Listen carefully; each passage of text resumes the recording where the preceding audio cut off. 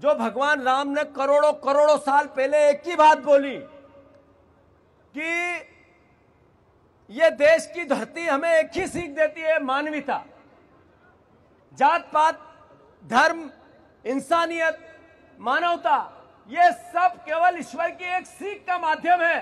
हमें तो कहा हिंदू धर्म की वसुदेव कुटुंब है, विश्व एक कुटुंब है। हमें ही भगवान राम ने कहा प्राणी मात्र में सद्भावना हो।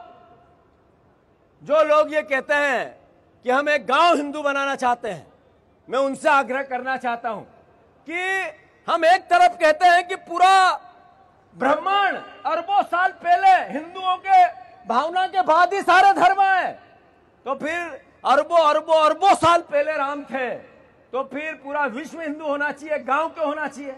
सही है कि गलत? इसलिए गांव होना चाहिए कि वोट बांटने हैं, वोट का ध्रुवीकरण करना है, इसलिए होना चाहिए।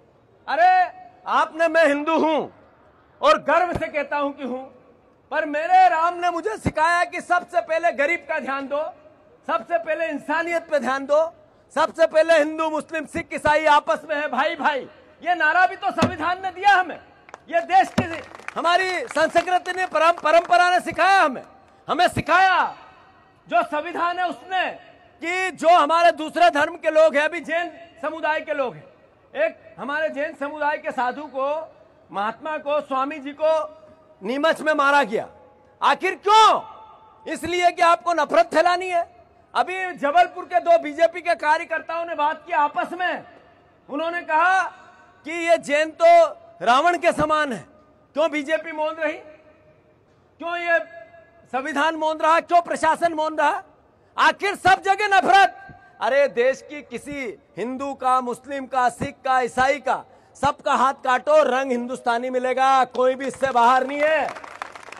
तो ये जात पे, पात पे, धर्म पे नफरत फैलाने वाले लोगों से देश को बचाना है, संविधान को बचाना है। हमारे परिवार के लोगों ने जो संविधान बनाया, बाबा साहब अंबेडकर ने संविधान बनाया, हमारे पूर्वजों ने, कांग्रेस के पूर्वजों ने संविधान के पहले देश को आजाद कराया। हमारे इन महापुरुषों ने, कांग्रेस के महापुरुषों ने देश के संविधान को लागू किया। आपकी और हमारी सबकी बारी है कि देश का संविधान अब हमें सुरक्षित रखना है, उस पर जो हमें मौलिक अधिकार दिए, सब इंसान का हक बरोबर है, उसका ध्यान रखना है। डरो मत, मिल के लड़ो और इंसानियत के लिए लड़ो। ये नफरत के लोगों से जब तक आंख से आंख नहीं मिलाओगे, तब तक हम इनका पार नहीं पा सकते।